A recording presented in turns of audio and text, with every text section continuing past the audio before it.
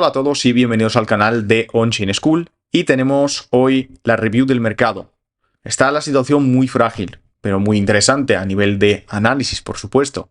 Vamos a ver cuáles son las principales zonas que hay que tener en cuenta, como siempre todo desde nuestra perspectiva del análisis on-chain. Así que vamos a ello. Vamos a comenzar actualizando lo que es el URPD. No me voy a cansar porque habéis visto lo importante que ha sido esto. Vamos a recordar, el 25 de julio ya teníamos una indicación clara de qué es lo que tiene que hacer el precio. Consolidar entre la zona de los 110 hasta los 116 porque hay una bolsa de aire enorme la que no había rellenado. Vamos a ver un mes más tarde cuál es la diferencia del URPD ahora.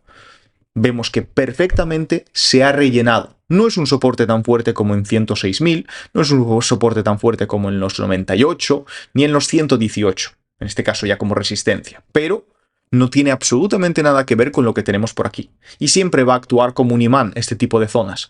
Cuando tenemos estas bolsas de aire abiertas, no os preocupéis que tarde o temprano vamos a tener que rellenarla. El mercado siempre ha funcionado aquí así y de hecho en prácticamente todos los tokens se utiliza la misma lógica. Entonces bien, vemos que esto lo tenemos rellenado, pero a partir de ahora ¿qué? ¿Podemos subir? ¿No podemos subir? ¿Cómo está la situación? Pues vamos para esto a entenderlo primero en la parte de demanda. Vamos a comenzar con el tema de los ETFs. Y a nivel semanal es cierto que después de tener una de las peores semanas de todo 2025, de hecho es la segunda semana con la mayor cantidad de outflows, la primera fue en febrero, bueno, la última semana de febrero de este año, fue la semana peor de todos, con unos outflows de 2.6 mil millones, y en este caso hemos tenido 1.17. Después de venir de esta semana, estando ya a jueves, tenemos una semana ligeramente pero ya positiva. Por supuesto que no tiene nada que ver con esto, pero aún así mejor de lo que teníamos. Entonces, por la parte de la demanda de los ETFs, regular, ¿vale? No podemos decir que está mal como estuvo la semana anterior. Por otro lado, sí, vamos a ver diferentes métricas que nos ayudan a identificar cómo tenemos la demanda. Por ejemplo, lo que es apparent demand en los últimos 30 días, vemos que es cierto que la demanda no es alta, pero por lo menos es constante. Poquito a poco se va viendo. Entonces, el cambio de manos que tenemos de carteras antiguas hacia carteras nuevas, indicando que hay una demanda interesante. Entonces, vemos que no es mucho, pero hay un poquito de demanda y no baja.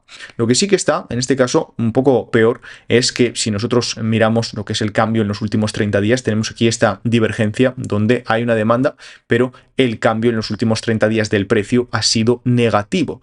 Y cosas similares las hemos visto también por aquí, donde teníamos una demanda, pero el precio estaba negativo y, bueno, pues eso desencadenó una serie de retrocesos que duró un poquito de tiempo, pero nada del otro mundo. Y podríamos estar delante de un caso bastante similar, porque como veis tenemos aquí el cambio, lo que es la línea azul, que es el cambio del precio en los últimos 30 días cayendo, pero la demanda aún se mantiene en niveles muy similares a estos, pero ya sin la fuerza de poder mantener los niveles clave. Y a partir de ahí pues hemos visto este retroceso. Si nosotros vamos a ver lo que es el whale holding, es decir, los holding de las ballenas, vamos a enfocarnos primero al dato mensual. Vemos que efectivamente hemos tenido aquí una descarga, bueno, pues nada del otro mundo, pero una descarga importante por parte de las ballenas, igual que la hemos visto por aquí, igual que la hemos visto por aquí también en este punto alto. Pero si nosotros miramos el mismo dato y lo comparamos a un nivel anual, porque esto es mensual y esto es un nivel anual, vemos como perfectamente a nivel anual esto está muy bien. No hay ningún problema, es un pequeño cambio al negativo en lo que es un mes, pero en general la tendencia está muy clara y eso es, digamos que es la parte importante. Y si nosotros miramos no solamente ballenas, sino en general direcciones que acumulan, sin importar si son grandes tenedores o no, direcciones que acumulan, aquí nos referimos a direcciones que solamente compran y no realizan ventas. Vemos como también estamos pues, prácticamente superando la zona de los máximos que hemos visto en diciembre y enero. Así que los datos que son fundamentales a medio y largo plazo, son muy fuertes. Son datos muy potentes que nosotros nos encontramos. Es cierto que, por ejemplo, si nos fijamos en la dinámica de compra de los ETFs, estamos pues un poquito más de la mitad si lo comparamos 2024 con 2025. Es cierto que estamos por la mitad, pero aún así son datos que nos indican que hay cierta demanda.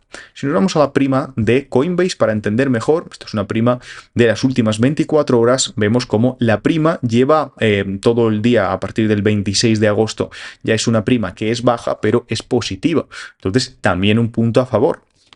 Pero si nosotros lo apoyamos con también los datos de los traders y vamos a ver qué es lo que está ocurriendo con los diferentes traders, vemos que el global, el ratio de los long y de los short está en un 61%, que ha bajado desde ayer, pero ha subido bastante desde el día 26. Y sobre todo si destacamos aquí tres activos principales, lo que sería Ethereum, que es el que tiene el rango más alto, es decir, es donde la mayor cantidad de gente tiene claro que hay que ir en long, vemos cómo está un ratio de long short de un 72%. Pero claro, ¿qué es lo que pasó cuando lo tenían muy claro todos el 23 y 24 de agosto con un ratio del 85% de los longs? Nos recordamos muy bien lo que pasó. Y en Bitcoin, si nos vamos por aquí, vemos que estamos en un 54%. Es una parte positiva, pero reservada aún así, aún no está del todo claro. Y si nos vamos a XRP, es el que ha tenido pues una evolución más al alza de lo que es el sentimiento, porque hemos pasado desde hace una semana del 29%, solamente había un 29% de los longs, todo lo demás eran short, hemos pasado al 70%, cosa que, bueno, nos indica esto, pero a mí siempre me preocupa cuando veo que en general todo el mundo tiene claro que tiene que subir y por lo general suelen ser cosas que dan algún que otro problema, como lo hemos visto por aquí, donde todo el mundo tenía claro que Ethereum pues ya estando en su all-time high iba a seguir subiendo con fuerza y hemos visto pues ese último movimiento. Ahora bien, ¿qué es lo que nosotros debemos de esperar y qué zonas son las importantes? Si bien a nivel de traders, a nivel de análisis on-chain, está todo bien. No puedo decir que estamos terminando la fase alcista, ni mucho menos. No se ve ningún dato preocupante en ese sentido. Estamos bien, estamos con acumulaciones fuertes, estamos con caídas, liquidaciones, pero dentro de lo normal, por así decirlo. Sí que hay cosas que preocupan un poco más. Porque si nosotros, por ejemplo, esta zona, que sí, que se ha rellenado, pero aún así no tiene la misma fuerza pues, que podría tener esta otra zona, como había comentado, los 105.000, ¿qué es lo que ocurre en caso de que tengamos unos días de noticias malas o de manipulación, que lo tocaremos un poquito más adelante en este vídeo? ¿Cuáles son las siguientes zonas que hay que tener en cuenta? Las siguientes zonas, sin duda, está entre los 104 y los 106.000, donde hay un soporte natural, donde hay un soporte on-chain muy fuerte, y en caso de perderlo porque la cosa siga estando fea, nosotros ya nos iríamos a la zona de los 95, 96, 97. Es difícil de determinar, pero esto es el soporte que tenemos en Bitcoin, el más fuerte de toda la distribución del supply. Aquí hay muchos millones de Bitcoin. Aquí estamos hablando de más de 2 millones de Bitcoin concentrados en $3.000. Hay un soporte enorme. Entonces, este para mí es el dato en caso de que nos vayamos más a la baja. Tener en cuenta estas dos zonas. Cada vez que se pierde una de estas, nos vamos a la siguiente, por el volumen que hay, por la liquidez que nos encontramos. Porque si se pierden los 104, pues es muy probable que la siguiente zona esté no en 100, sino en 96 por el soporte on-chain que estamos viendo. Los analistas técnicos seguramente podréis aportar aquí algo más. Pero en el caso de perder esto, tenemos aquí zonas ya mucho más feas que espero que no tengamos que ver. Espero que no las tengamos que ver, pero va a depender todo de qué. La demanda que tenemos es suficiente, es interesante. Sin embargo, tenemos un problema, y este problema lo hemos comentado en el vídeo del martes. Es esta cartera que hemos estado investigando, que solamente lo que ha estado moviendo es aproximadamente unos 24.000 bitcoins en diferentes días, en diferentes sesiones, pero ha estado envuelta en la última manipulación que hemos tenido.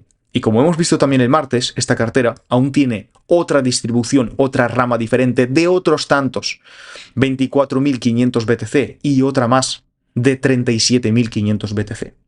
Esperemos que no entren, porque en el momento que entren y se pongan a hacer cosas similares los fines de semana con menos volumen, pues bueno, podríamos encontrarnos en un problema en esta parte que es bajista. Sin embargo, si no tenemos una manipulación y dejan al mercado actuar de una manera natural, pues nosotros podríamos estar viendo pues quizás una subida de nuevo hasta la zona de los 118.000. Sin duda, viendo cómo está la demanda, viendo las diferentes manipulaciones, septiembre se prepara como un mes de bastante volatilidad. Yo estoy un poco más preparado para noticias negativas y manipulaciones. Es cierto que puede ocurrir cualquier cosa porque a nivel on-chain el lado correcto es el lado alcista. Sin embargo, pues hay semanas o incluso meses que se nos puede complicar. Pero el lado correcto es el lado alcista por lo general, si nos vamos a los tres principales: Bitcoin, Ethereum e XRP. Entonces, ¿cuál es vuestro lado? ¿Qué es lo que opináis? Dejadlo en los comentarios, por supuesto. Dejadnos un like, suscribiros al canal, suscribiros a Telegram también, que ahí tenemos las alertas un poco más rápidas y podemos comunicar cualquier cambio que está ocurriendo, sobre todo de estas últimas carteras. Es importante porque lo tenemos todo con alertas y si hay cualquier cambio seremos los primeros en enterarnos. Así que quiero que vosotros también os enteréis cuando ocurra esto y que estéis preparados. Y nada, espero que os haya gustado y nos vemos en el próximo vídeo.